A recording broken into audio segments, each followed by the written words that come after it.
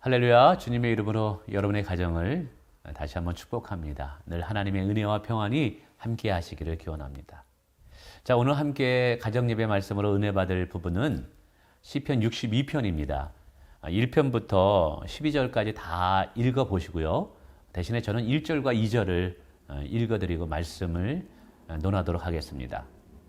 나의 영혼아 잠잠히 하나님만 바라며 나의 구원이 그에게서 나오는도다. 오직 그만이 나의 반석이시요 나의 구원이시요 나의 요새시니 내가 크게 흔들리지 아니하리로다.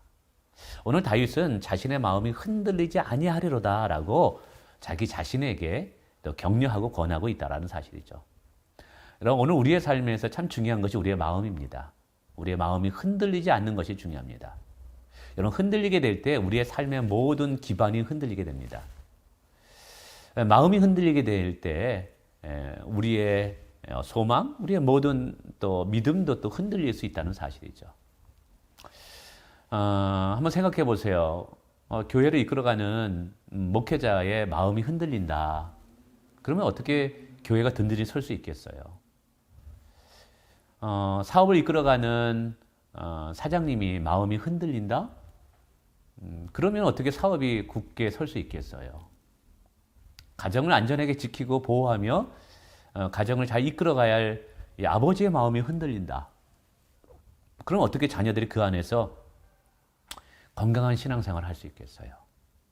그래서 사실은 우리의 신앙생활에서 참 중요한 것이 우리의 마음이 흔들리지 않고 견고한 상태로 유지하는 것이 중요합니다.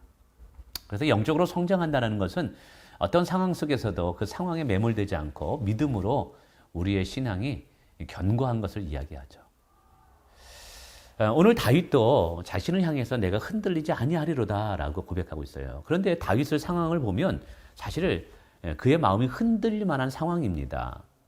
3, 4절에 보니까 울타리 같은 사람을 죽이려고 너희가 일제히 공격하기를 언제 할 것이냐. 이게 다윗을 죽이려는 사람들이 굉장히 많은 것 같아요. 그래서 수많은 사람들이 다윗을 죽이려고 몰려들고 있는 상황입니다. 뿐만 아니라 다윗을 시기하는 자들이 굉장히 많죠. 그들이 그를 그의 높은 자리에서 떨어뜨리기만 꾀하고 라고 말합니다. 이제 이것도 보면 다윗을 끌어내리려고 하는 많은 원수들이 있었던 것이죠. 뿐만 아닙니다. 그들은 거짓을 즐겨 하나니 입으로는 축복이요 속으로는 저주로다. 이제 앞에서는 다윗을 칭찬하고 다윗에게 아부하지만 뒤에서 돌아가면 속으로 저주하고 다윗이 무너지기만을 이렇게 기다리는, 여러분 이런 사람들로부터 이렇게 우겨싸임을 당하게 될 때 마음이 언제나 이 잔잔한 호수같이 요동하지 않는 건 쉬운 일이 아니죠. 그래서 오늘 다윗이 마음이 흔들리고 요동할 수 없는 상황 속에서 자신을 향해서 내가 크게 흔들리지 아니하리더라라고 이야기하고 있다는 사실이죠. 오늘도 우리가 신앙의 삶을 살아갈 뿐만 아니라 우리의 직장과 가정, 우리 학교에서 어디에 있든지 중요한 것은 여러분의 마음을 지키는 것인 줄 믿습니다. 견고하고 흔들리지 않기를 주님의 이름으로 축원을 드립니다. 자, 그러면 다윗이 이런 상황 속에서 그의 마음이 어떻게 흔들리지 않을 수 있었을까요? 우리는 다윗의 상황을 통해서 우리가 이 영적인 비결을 배우게 됩니다. 첫째로는 기도를 통해서 하나님을 바라보는 것입니다. 1절에 나의 영혼이 잠잠히 하나님만 바라며 라고 이야기하고 있죠. 그의 영혼이 잠잠히 하나님만 바라본다는 거예요. 그는 기도하러 나아가서 그의 시선을 하나님께 집중하고 있다는 것입니다. 하나님께만 소망을 두고 있다는 사실입니다. 그가 왜 이런 어려운 상황 속에 있을 때 자기를 분명히 도와주겠다는 부하 직원들 수 있었고 충성된 사람들도 있었을 것입니다. 그런데 이런 것들을 사람들과 이렇게 많이 의논하면서 그들을 통해서 위로를 받으려고 하는 것이 아니라 왜 하나님께만 이렇게 위로를 얻기를 원했을까요? 그것은 나옵니다. 나의 구원이 그에게서 나오는도다. 이런 삶의 문제가 있었을 때 이 삶의 문제를 본질적으로 해결하실 수 있는 분은 하나님밖에 없다라는 것을 깨달았던 것이죠. 자신 안에 문제가 있었을 때 물론 사람을 찾아가서 이야기할 수도 있고 주변의 여러 선후배들, 지인들을 통해서 도움을 받을 수도 있습니다. 그러나 그들의 손길은 사실은 본질적인 다윗의 이 문제를 해결할 수는 없었던 것 같아요. 다윗의 이 본질적인 문제를 해결할 수 있는 분은 하나님밖에 없었습니다. 그래서 다윗은 하나님 앞에 나가 기도하는 거예요. 특별히 기도하면서 하나님께 집중하고 하나님을 바라고 소망하는 모습을 보입니다. 그러면 이렇게 기도했을 때 이렇게 고백해요. 하나님만이 나의 반석이요 하나님만이 나의 구원이시요 나의 요새시다라고 말합니다. 그리고 하나님이 나의 울타리가 되어주신다고 말합니다. 그렇습니다. 오늘도 하나님은요 살아계셔서 정말 기도를 통해서 하나님을 바라보는 자들에게 하나님은 요새가 되어주셔요.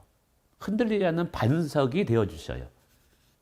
견고한 요새가 되어주십니다. 그렇습니다. 오늘 우리가 우리의 상황이 우리의 마음을 요동하고 무너지게 하려고 할 때 여러분 기도하는 자리로 나가시고 하나님만 바라보시길 바랍니다. 우리의 시선을 하나님께 집중하시길 바랍니다. 그러면 그분이 우리의 반석이 되어주실 것이고 흔들리지 않는 굳건한 요새가 되어주실 줄을 믿습니다. 자, 두 번째는 하나님만 의지하는 것입니다. 믿음을 통해서 하나님만 의지하는 것입니다. 그래서 이렇게 말하죠. 백성들아 시시로 그를 의지하고 그의 앞에 마음을 토하라 라고 말합니다. 하나님은 우리의 피난처시리로다. 셀라. 답답한 일이 있을 때 누구에게 찾아가세요? 우리의 마음을 누구에게 토로하십니까? 오늘 다윗은 하나님 앞에 나아가 토로하고 하나님께 기도하는 모습을 보여요. 그러면서 이야기합니다. 시시로 그를 의지하고라고 말해요. 시시라는 것은 매 순간 모든 상황 속에서 하나님을 의지한다라는 것이죠. 그러면서 이제 9절에 이런 말이 있어요.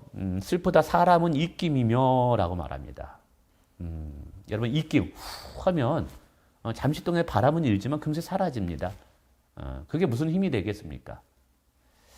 다윗은 이것을 통해서 알았던 거죠. 물론 다윗 주변에는 생명까지 다윗을 위해서 버리고자 하는 충성된 사람들이 있었어요.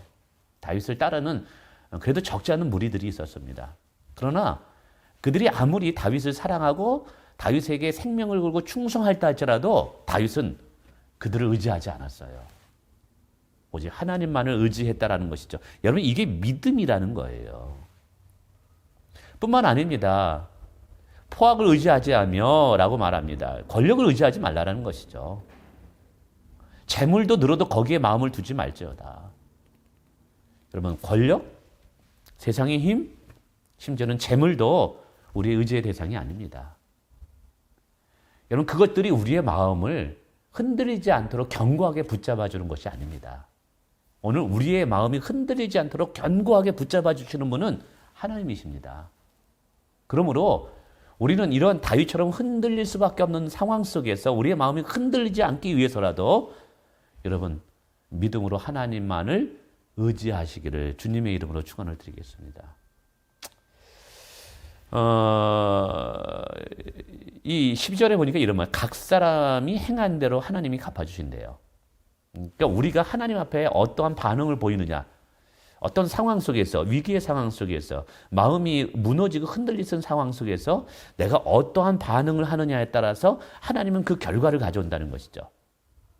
우리가 이런 상황 속에서 정말 기도를 통해서 하나님만을 소망하고 하나님만을 바라보고 믿음을 통해서 하나님을 의지하게 되면 하나님은 그러한 우리의 믿음의 반응에 대해서 하나님은 갚아주시는 분이에요. 어떻게 갚아주셔요?